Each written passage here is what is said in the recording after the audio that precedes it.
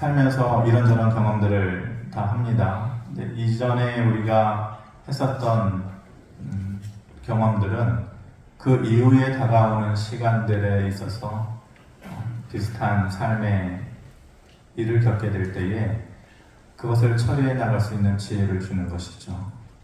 이전에 했던 좋은 경험들은 약이 되어져요. 그리고 또 그것이 나중에는 힘이 되어지는 것이죠. 최근에 보았던 짧은 동영상, 저는 재밌게 봤는데 몇 번 보지는 않았지만 제목이 맞는지는 모르겠어요. 요즘 젊은 세대들의 생각을 대변해주는 그런 짧은 동영상인데, 사퇴하겠습니다, 이런 동영상이 있더라고요.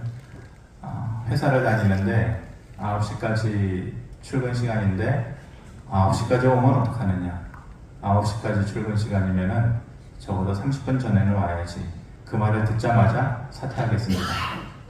사직서를 가슴팍에서 꺼내면서 사퇴하겠습니다, 이러는 거예요. 예전에는 회식 문화라는 것이, 요즘 저도 이제 회사 생활을 해봤지만 오늘 회식 있습니다 그러면은 자기에게 웬만한 다급한 일이 없으면 다 가야 돼요. 그 눈치 보이는 거죠, 상사들을. 그래서 제가 무슨 일 때문에 못 갑니다 라고 감히 말을 못 하는 거예요. 근데 그 동영상을 보니까 오늘 회식 있으니까 중요한 약속들 잡지 마세요 그랬더니 사퇴하겠습니다. 재미난 영상이라고 보기에는 좀 여운이 남는 것이, 이것이 요즘 젊은 세대의 사고방식인가 또 의식구조인가 이런 생각을 하게 되는 것이죠.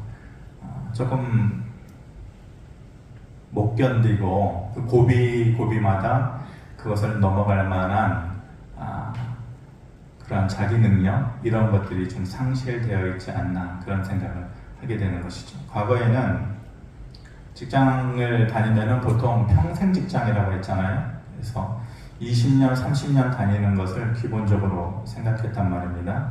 그래서 과거에는 직장을 다닐 때에 1년 혹은 2년, 3년 만에 직장을 옮긴다라는 것을 부끄럽게 생각을 했어요. 그런데 요즘은 그렇지 않죠. 1년 만에도 옮기고 2년 만에도 옮기고, 물론 더 좋은 곳을 찾아서 가는 것을 뭐라 그럴 수는 없지만은 거기에서 있는 불편함, 또 그때그때마다 오는 고비를 잘 넘기지를 못하는 거예요. 우리가 무슨 일을 하든지 3개월, 6개월, 흔히들 얘기하기를, 혹은 3년, 6년 이렇게 고비가 찾아온다고 그래요. 그 고비를 넘기면은 그만큼 사람이 깊어지는 거예요. 영그러지는 것이죠. 그리고 그만큼 성숙해지는 것인데, 그 고비 때마다 그 계단 하나를 넘어가지를 못하는 거예요. 그러니까 다시 원점으로 돌아가고, 또 그 시점까지만 오다가 고비가 오면은 또 다시 원점으로 돌아가고, 그 다음 단계로 넘어가지를 못하는 거예요. 10년, 20년을 뭔가를 해본 사람은 당연히 고비들을 최소한 몇 번은 넘겼을 것이에요. 그러면서 나름대로의 노하우가 생기는 것이죠. 고비가 왔구나, 전에도 그랬었지. 근데 이 고비를 넘기면은 그만큼 나는 깊어질 거야, 더 성숙해질 거야. 이런 과거의 경험들이 가져다주는 지혜가 있죠. 힘이 있어요. 그런데 그 고비를 넘어보지 못하는 사람은 늘 그 수준에서 또 주저앉고 그러는 거죠. 제가 학교 다닐 때에 과대표를 2번을 했었어요. 2번을 하니까 어쩔 수 없이 책임감을 가지고 해야 되는 일들이 좀 있었죠. 하기 싫어도 해야 되는 일들이 있었고, 또 가야 할 것도 있었고 그랬는데, 그 중에 기억나는 것이 하나가, 체육대회를 하는데 5월 달에 이제 보통 체육대회를 하지 않습니까? 체육대회를 하면은 적극적으로 이제 막 다들 참여를 해줘서 각 분야별로, 종목별로 이렇게 해야 우승도 하고, 또 우승하는 과에 뭐 예를 들어서 돈도 나오고 그걸로 회식도 하고 이럴 텐데, 가만히 보니까 이렇게 쭉 둘러보니까 10km 마라톤을 하는 게 있는데 지원자가 아무도 없는 거예요, 우리 과에. 그걸 나가야 최소한의 점수를 얻어서 종합적으로 종합 점수가 올라갈 텐데 이 사람 저 사람 다 찾아봐도 안 하겠다고 하고 못 하겠다고 하고 그 5월달 또 6월달 넘어가는 그때 얼마나 더워요. 왜 누가 그걸 하려고 그래요, 10km를. 근데 제가 그때에 이제 청바지 입고 이제 이것저것 저는 이제 뛰지는 못하고 이것저것 이제 돌아보느라고 이렇게 그렇게 신경을 쓰고 있었는데 아무도 할 사람이 없으니까 그냥 그 즉석에서 제가 그냥 뛰겠다고 신청을 해서 뛴 거예요. 죽을 짓을 한 거죠. 그 더운 날에 한 번도 그렇게 뛰어보지 않았다. 그거 못하겠냐. 무조건 갔다가 돌아오기만 하면 기본 점수가 있으니까 그것만 하자. 그 마음으로 뛴 거예요. 시작을 해가지고 얼마나 갔을까요? 물론 10km니까 5km의 반환점이 있었겠죠. 근데 한 1km, 고등학교 때에 그 1000m 달리라는 게 대학 가기 위해서 그런 게 있었잖아요. 1000m 달리기 제가 꽤 잘했어요. 안 믿으시는 표정들. 제가 몇 번 얘기했잖아요. 저보다 잘 달리는 국가대표급 애가 있었는데 걔 발 뒤꿈치만 보고 달렸다. 무조건 내가 너를 이기지는 못하지만은 너 뒤꿈치만 쫓아가겠다. 그래서 늘 2등을 했거든요. 그때 생각하고 뛰었는데 한 2km, 3km 뛰니까 죽을 것 같은 거예요. 숨이 턱까지 올라오고 다리가 안 움직이는 다리가. 그래가지고 몇 킬로인지 모르겠지만 한 2, 3km 됐겠죠. 야 이거는 도저히 못하겠다. 이건 사람 죽겠다. 숨도 못 쉬겠고 다리는 다리대로 풀려가고 날씨는 덥고 목은 마르고 이거 아무나 할 게 아니다. 포기해야겠다. 그런데 기다리는 학우들이 있잖아요. 갑자기 내가 뛴다고 그러니까 이제 거기서 이제 기다리는 학우들 그리고 과를 생각해서 야 그러면은 이거 등수가 문제가 아니라 돌아가기만 하자. 걷든지 기든지 돌아가기만 하자. 그 마음으로 반환점을 돌아서 오는데 제 기억으로는 반환점 돌기 직전에 느낌이 달랐던 것 같아요. 처음에는 숨이 턱까지 올라오는데 그 고비를 넘기니까 숨이 안정을 취하는 거죠. 호흡이 조금씩 템포가 맞는 거예요. 그전에 그냥 막 뛰다 보니까 막 숨이 찼는데 그 다음부터는 호흡이 안정화되니까 다리도 막 금방 풀려가지고 주저앉았을 것 같았는데 힘이 붙기 시작하는 거죠. 지금 하라 그러면 못하겠죠. 그때는 젊었으니까 그 힘이 남아 있었던 것 같아요. 그러고 나서 더 빨리 뛰어서 호흡이 안정화되고 이제 힘이 생기니까 그 다음에는 뛰는 능력, 내가 가지고 있었던 뛰는 능력이 발휘가 되더라고요. 그래서 좋은 성적을 거두지는 물론 못했지만은 그렇게 해서 학우들한테 부끄럽지 않게 기본 점수를 맞긴 했죠. 그때 깨달은 것이 있어요. 그 이후로도 저는 여러분들 또 이 얘기하면은 비웃고 안 믿으시겠지만은 한강을 매일매일 달렸을 때가 있었어요. 그런데 그때마다 달리기는 저는 전문가가 아니지만 달릴 때마다 힘들어요. 처음 달릴 때마다 힘들어요. 걷는 거하고는 다르게 달리기는 달리고 나서 한 1km, 2km 되면은 숨이 턱까지 올라가요. 컨디션이 좋은 날도 그래요. 그럴 때마다 속으로 생각하는 게 있죠. 이 고비만 넘기면 된다. 처음에만 힘든 거다. 그런 생각을 항상 하는 거예요. 여지없이 그 고비만 딱 넘기면은 몇 킬로를 쉽게 달릴 수가 있어요. 고비를 넘긴다라는 것은 이런 의미를 가지고 있어요. 그래서 그런 경험이 있는 사람들은 어떠한 인생의 고비가 오더라도 과거에 그랬었지. 이 고비만 넘기면은 나는 한 단계 더 높아지는 거야. 더 깊어지는 거야. 그런 생각을 하고 이길 수가 있는 것이죠. 우리가 모두 알게 모르게 우리의 인생의 고비를 넘어가고 있어요. 또 어려움과 슬픔의 골짜기를 지나가는 사람들도 있을 것이고, 최근에 들은 얘기 중에 우리가 코로나 때 잘 버텨왔는데 오히려 지금 가게 문을 닫는 곳이 많다라고 그래요. 코로나 3년을 잘 버텨왔는데 오히려 조금 이제 사람들이 움직이기 시작하고 여행도 다니고 돈도 쓰고 그러는데 이제 와가지고 이제 그 여파가 몰려오는 것이죠. 이게 고비잖아요. 3년을 죽으라고 잘 버텼는데 이 고비인데 이 고비를 못 넘기는 거예요. 물론 그만한 사정이 다 있으니까 그러겠죠. 그래서 오히려 요즘 문을 닫는 소상공인들도 많다라고 제가 교회 장로님을 통해서 얼마 전에 얘기를 들었거든요. 우리 모두가 그래요. 우리가 가정은 가정대로 고비를 넘기고 있어요.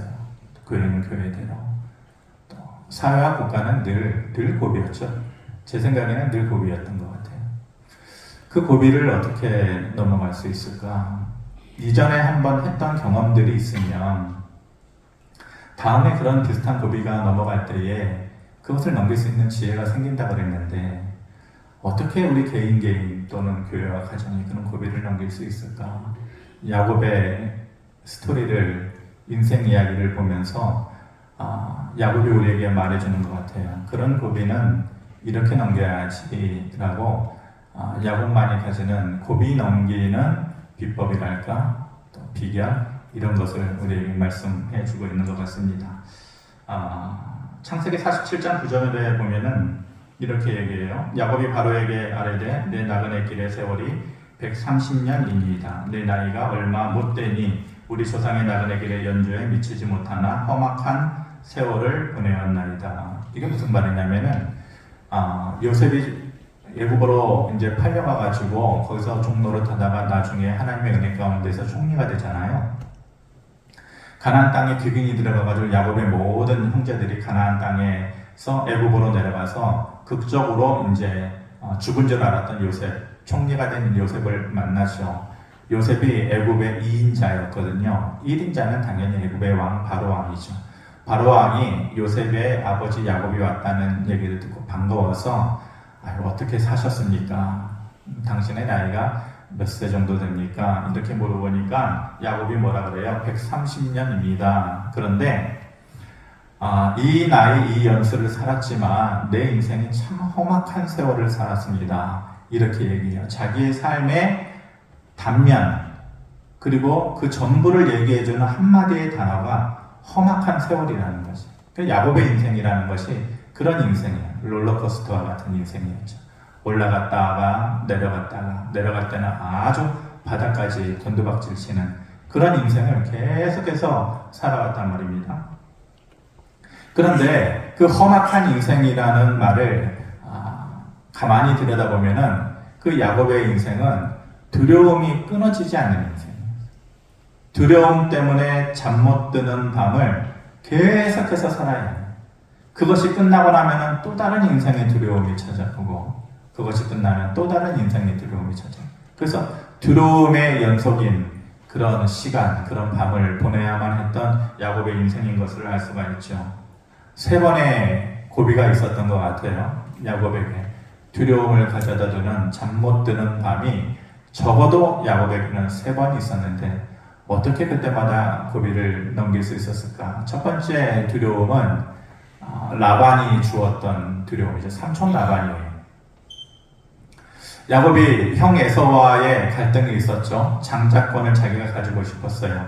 그래서 팥죽 사건을 통해서 장자권을 자기가 빼앗아 오고 나중에는 아버지 이삭이 눈이 어두워가지고 분별을 못하는 것을 속여가지고 자기가 에서인 척 하면서 장자의 축복을 받잖아요. 그리고 나서 형제간의 그 관계가 틀어지죠. 어쩌면은 그 자리에 계속 있었으면은 가인과 아벨처럼 됐을 수도 있어요. 아마 에서가 야곱을 해코지했을 수도 있었겠죠. 그래서 삼촌 라반의 집으로 도망가게 돼요. 야곱은 여성성이 강한 사람이에요. 곱게 얘기하면 그런 것이고 다른 쪽으로 얘기하면 약간은 어머니 의존적인 마마보이적인 성격이 강했던 야곱이거든요. 그런데 그 어린 나이에 어머니의 품을 떠나서 삼촌 라반의 집으로 가게 되는데 그 삼촌 라반이 좋은 사람이 아니에요. 야곱도 잔머리 쓰면서 꾀를 쓰면서 남을 속이는 사람이었는데 그런 사람은 꼭 비슷한 사람을 만나게 되잖아요. 삼촌 라반이 그런 사람이었어요. 그래서 야곱이 삼촌 라반의 집에 있는 동안에 야곱의 노동력을 착취를 하죠. 자기가 이제 부를 쌓기 위해서. 그래서 라반의 집에 딸이 둘이 있었는데 레아하고 라헬 둘이 있었죠. 근데 야곱이 라헬을 좋아했단 말입니다. 왜 좋아했어요?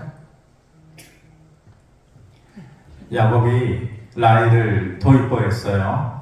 레아보다? 왜 좋아했어요? 더 이뻐서 좋아했죠. 레아는 눈이 어두웠다 그랬거든요. 그러니까 눈이 어두운 것이 무슨 흠이 되겠어요? 노골적으로 얘기하면 레아는 못생겼고 라헬은 더 이뻤다. 그래서 라헬을 아내로 맞이하고 싶었는데 그래서 7년을 일을 했는데 라반이 속였죠. 라헬을 준 것이 아니라 레아를 아내로 주었단 말입니다. 그러니까 너가 라헬을 얻기 위해서는 또 다시 7년을 일해야 된다. 그래서 14년을 일해요. 그리고 나서 그 나중에 라헬을 아내로 얻고 나서도 6년 동안의 노동력을 이제 라반은 야곱의 노동력을 착취하게 돼요. 20년 동안 사실은 속고 살았던 것이에요. 그래서 야곱이 이거 도저히 이렇게는 안 되겠다 싶어가지고 자기 식대로 부를 축적하고서 이제는 도망가야겠다. 삼촌의 손아귀에서 벗어나야겠다. 자기 집으로 돌아가야 될 거 아니에요. 어머니도 가야 되고.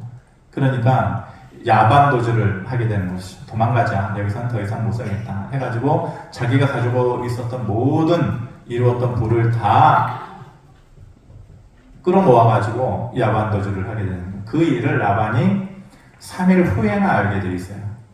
그러니까 3일 후에 알게 되고 가만히 보니까 자기 딸들도 없어지고 자기 주변에 있어야 되는 물론 야곱이 거둔 재물이기는 하지만 그것도 다 사라진 거예요. 괘씸하죠. 자기가 한 일은 모르고 그렇게 도망간 야곱을 향하여서 참 괘씸하다. 20년 동안 내가 어떻게 자기를 보살펴줬는데 아마 이런 식으로 얘기를 했겠죠. 그래서 7일 동안 밤낮을 쫓아가요. 무슨 마음으로 쫓아갔겠어요? 야, 너 나한테 안녕이라는 인사도 안 하고 가냐? 그 말 물어보려고 갔겠어요? 아니죠. 잡아서 죽이려고 그렇게 쫓아간 거예요. 밤낮을. 그리고 또다시 그렇게 쫓아간 이유가 있어요. 왜냐면은 그 당시에 그곳에 있는 사람들에게 그 가정을 지켜준다라고 하는 우상신이 있었거든요. 그 소목만한 우상신이 있는데 그게 드라빔이에요. 그것이 없어진 거예요. 아니 재물을 가져가고 사람을 끌고 간 것까지는 이해하겠는데 자기 가족을 그리고 자기 집안을 대대로 지켜준다라고 믿어왔던 우상신까지 훔쳐가? 야곱이 물론 그것은 라헬이 한 짓이거든요. 근데 라반은 그것을 알 리가 없죠. 살려둘 수가 없는 거예요. 그래서 눈에 불을 켜고 살기가 가득해서 7일 밤낮을 쫓아가가지고 야곱을 추격하게 되죠. 야곱이 그걸 알아요. 얼마나 두려웠겠어요. 이제 이 고비만 넘기면 되는데 그 두려움에 잠 못 드는 밤에 이제 야곱이 두려워하는데 어떻게 됐을까요? 결국은 따라잡히게 되거든요. 라반에 의해서. 그런데 결과는 아주 시군죽 먹기식으로 되었어요. 야곱은 그것 때문에 두려워서 가슴 저리고 그랬는데 나중에 물론 이게 본문의 내용은 아니지만은 나중에 라반이 뭐라고 얘기해요? 너는 너 갈 길을 가라. 그리고 나는 내 갈 길을 가겠다. 그리고 너가 나중에 잘 되면은 우리를 해코지하지 말아라. 정작 힘을 가진 사람은 라반인데 라반의 입에서 그런 얘기가 나오는 거예요. 요즘식으로 얘기하면은 상호 불가침조야. 너는 나를 해치지 말고 나도 너를 해치지 않고 그렇게 정작 그것 때문에 두려워했었는데 그 두려움은 한순간에 다 사라진 거예요. 그 가정 가운데에 야곱이 한 일이 아무것도 없어요. 근데 정작 야곱은 그것 때문에 두려워하고 힘들어했는데 그 문제, 두려움, 고비는 넘기게 되었단 말이죠. 이유가 뭘까요? 개입하셨던 하나님이 계셔요. 말씀을 먼저 띄워줬는데 31장 24절에 말씀합니다. 같이 한번 읽어볼까요? 시작. 밤에 하나님이 아람 사람 라반에게 현몽하여 이르시되 너는 삼가 야곱에게 선악간에 말하지 말라 하셨더라. 누가 개입하셨어요? 이걸 야곱이 알아요, 몰라요? 모르죠. 몰라요. 그냥 두려워서 벌벌 떨고 오늘이냐 내일이냐 라반이 언제 쫓아와서 나를 죽일까? 이렇게 힘들게 모았던 내 재물을 다 빼앗아가면 내 인생 다시 제로로 돌아갈 텐데 이걸 어떻게 하나? 그 걱정하고 있는데 그 전날 밤에 하나님께서 먼저 라반에게 나타나셔서 선악간에 말하지 말고 내가 사랑하는 야곱 건들지 마라 이렇게 얘기한 거예요. 그 말을 듣고서 야곱을 쫓아간 라반이 뭐라고 얘기하냐? 31장 29절에 이렇게 얘기해요. 너를 해할 만한 능력이 내 손에 있으나 너희 아버지 하나님이 어젯밤에 내게 말씀하시기를 너는 삼가 야곱에게 선악간에 말하지 말라 하셨느니라.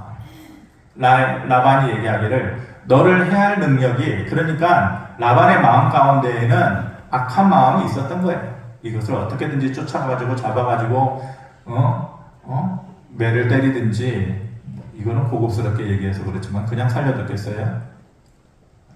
해할 능력이 있지만 하나님께서 막으셨다 라는 거예요. 그러니까 정작 야곱은 그것 때문에 두려워했지만은 그 두려움을 누가 해결해 주셨어요? 하나님께서 해결해 주신 거예요. 그렇게 야곱은 첫 번째 고비를 넘기게 돼요.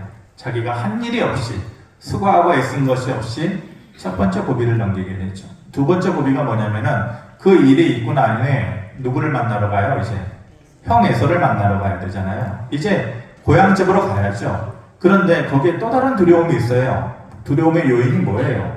에서예요, 에서. 20년 전에 장자권을 속에서 빼앗던 그 에서 형, 그 형이, 사람이 시간이 지나면 과거에 지냈던 분노감이 있잖아요.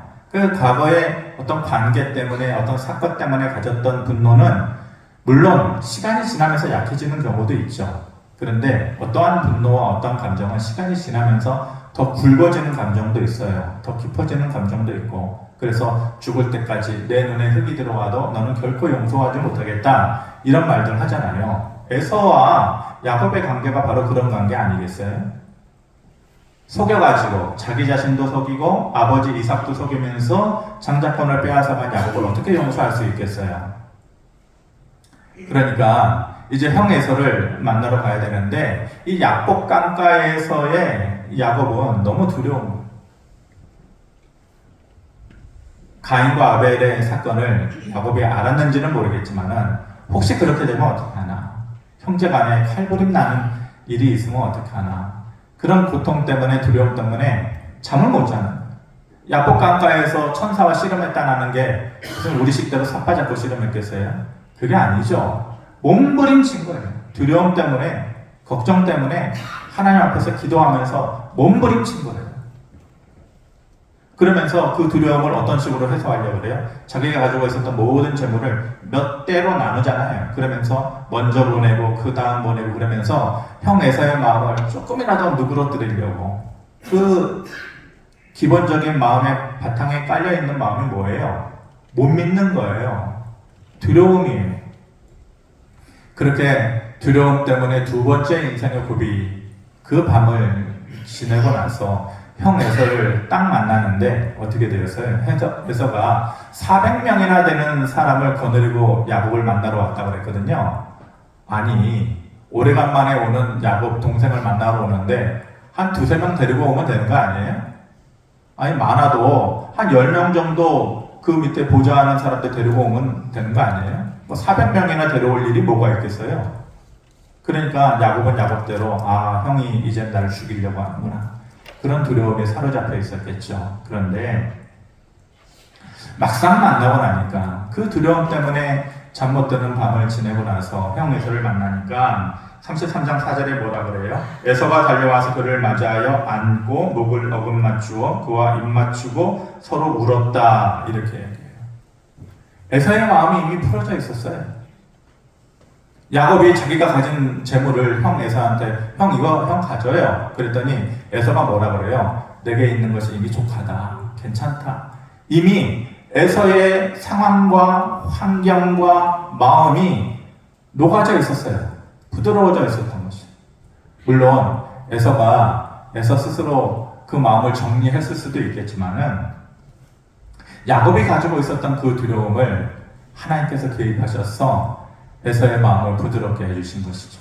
그래서 정작 두려움에 잠 못 드는 밤을 지냈지만은 하나님께서 두 번째 인생의 고비도 쉽게 넘길 수 있게 해주셨어요. 이제 인생의 세 번 고비에서 하나가 남았어요. 세겜 족속이 주었던 두려움인데 뭐냐? 그렇게 형 에서와의 만남을 뒤로 하고 이제 어디로 가야 돼요? 고향으로 가야 되잖아요. 고향으로 가는 길에 베델레를 들려야 돼요. 그 베델레는 어떤 기억이 있어요? 처음으로 돌아가서 야곱이 형 에서를 피해서 라반의 집으로 갈 때에 처음 집을 나서는 거예요. 가출을 한 거잖아요. 그런데 어머니 치마 폭에만 있던 야곱이 집 나와서 광야길을 가고 수백 킬로나 되는 그 라반의 집에 갈 때에 첫날에 그 밤을 보내는데 얼마나 서러웠겠어요. 두렵고 슬프고 걱정되고 어디로 가야 될지도 모르고 돌베개 베고 잘 때가 그때가 그 장소가 어디예요? 베델이잖아요. 그때 하나님 만나주셨어요. 하나님께서 야곱에게 나타나셔서 내가 너에게 말한 것을 다 이룰 때까지는 결코 너를 떠나지 않을 거야. 버리지 않을 거야. 야곱의 인생에서 살아계신 하나님의 음성과 그 존재를 느낀 곳이 처음이 그 베델이에요. 베델의 하나님을 만나요. 하나님께서 그 모든 두 번째 인생의 고비를 넘기고 나서 베델로 가야지 그렇게 말씀하셨거든요. 베델로 내려가는 길이었어요. 내려가는 길에 어디를 거치게 되느냐? 세겜이라는 것을 거치게 돼요. 거기에 머물러 있으면 안 돼요. 왜? 하나님께서 말씀하신 곳은 베델로 가야 돼요. 베델로 가서 과거에 그 하나님이 만났던 기억을 다시 이루어야 되는데 세겜에 만족하고 거기서 안주해요. 왜냐? 좋아요. 거기가 있기 괜찮아요. 자기가 가지고 있는 가축들을 거기서 기르기에도 땅이 좋고 비옥하고 물도 많고 그러니까 베델로 가는 것을 그 목적을 한순간에 잊어버린 것이죠. 그래서 거기에 만족하면서 지내다 보니 사건 사고가 일어나게 됐어요. 그것이 뭐냐? 야곱에게 딸이 있었거든요. 이름이 디나예요. 디나가 세상 사람들이 세겜에 있는 사람들이 어떻게 사나 그 살아가는 사람의 모습을 구경하려고 나아갔다가 그 지역 이름도 세겜이고 그 세겜 지역의 족장의 이름도 세겜이에요. 그러니까 세겜에 가서 세상 사람들의 삶의 모습을 보러 갔다가 세겜에 의해서 강간을 당하게 되죠. 그러니까 욕보이는 일을 경험하게 되는 것이죠. 그 일을 당하고 나니까 야곱에게는 딸이요, 형제들에게는 여동생이잖아요. 야곱이 아무런 반응도 못해요. 왜냐면은 자기들은 한 가족이잖아요. 근데 세겜은 한 족속이에요. 수적으로 열세에 있는 것이죠. 어떻게 싸워서 이겨요? 야곱은 인생의 경험이 있기 때문에 이 일을 어떻게 해야 되나 고민하고 있었겠죠. 그런데 참지 못하는 사람이 있었어요. 누구냐? 시므온과 레위예요. 시므온과 레위가 참지 못하고 그 세겜에게 가서 세겜이 사실은 디나를 사랑했어요. 순간적인 감정으로만 그런 것이 아니라 사랑했기 때문에 시므온과 레위가 와가지고 이런 말을 하죠. 너가 정말로 디나를 사랑하면은 너희에 있는 모든 너희 족속 안에 있는 남자들은 다 할례를 받아라. 그래야만 너희와 우리가 하나 될 수 있고 또 한 가족이 될 수 있다. 이렇게 얘기를 하죠. 그러니까 세겜이 디나를 정말로 사랑했기 때문에 사람들을 잘 회유해가지고 모든 남자들이 할례를 받게 하거든요. 알다시피 할례를 받으면 움직이지를 못해요. 그 틈을 타가지고 시므온하고 레위가 그곳에 있는 세겜 족속의 모든 남자들을 다 쳐서 죽여요. 해서는 안 될 일을 한 거예요. 과도한 분노를 이렇게 발휘한 것이죠. 그것뿐만이 아니라 거기에 있는 사람들을 잡아가고 거기에 있는 모든 물건들을 다 누락질한 거예요. 그러니까 한순간에 야곱의 가정이 살인자의 가정이 되고 도둑질하는 가정이 된 것이죠. 걱정이 있었어요. 그 일로 끝나면 되는데 가나안 사람들, 오늘 본문의 말씀을 보면은 이제 가나안 족속하고 브리스 족속이 동맹 관계에 있었던 것이 세겜 족속이에요. 그 사람들이 가만히 있을 리가 없죠. 모든 남자를 죽이고 도둑질한 한 가정을 그냥 둘 리가 있겠어요? 그래가지고 한순간에 야곱의 가정이 풍지박산이 나요. 엉망진창이 돼요. 왜냐? 서로가 서로 간에 믿지 못하고 감정 싸움을 하는 거죠. 아버지는 야곱대로, 야곱은 야곱대로 이렇게 너희가 어째서 이런 일에 내 인생의 말년에 이런 고통을 왜 주냐? 쓸데없이 분노해서 그러느냐? 그랬더니 시므온과 레위는 또 뭐라 그래요? 아버지는 잘했어요? 내 동생이 그리고 당신의 딸이 그런 일을 겪은 것을 왜 가만히만 보고 있어요? 서로 말다툼을 하는 거예요. 가정은 가정대로 불화가 생기고 이제는 어려움이 그림자가 닥쳐오는 것이죠. 34장 30절에 뭐라고 얘기합니까? 야곱이 시므온과 레위에게 이르되 너희가 내게 화를 끼쳐서 나로 하여금 이 땅의 주민 곧 가나안 족속과 그리스 족속에게 악취를 내게 하였도다. 나는 수가 적은즉 그들이 모여서 나를 치고 죽이리니 그러면 나와 내 집이 멸망하리라. 이게 야곱이 가졌던 두려움이에요. 이제 어떻게 하냐? 우리 가정은 가정대로 풍지박산나고 이제는 세겜 족속 주변에 있었던 가나안 족속과 그리스 족속의 사람들이 수적으로 우리를 쫓아가지고 죽이면 우리는 끝장난다. 다 죽게 생겼다. 그 두려움에 사로잡혔을 때에 마지막으로 하나님께서 또다시 나타나요. 야곱에게. 그러면서 야곱아, 너 베델로 가라 그랬지?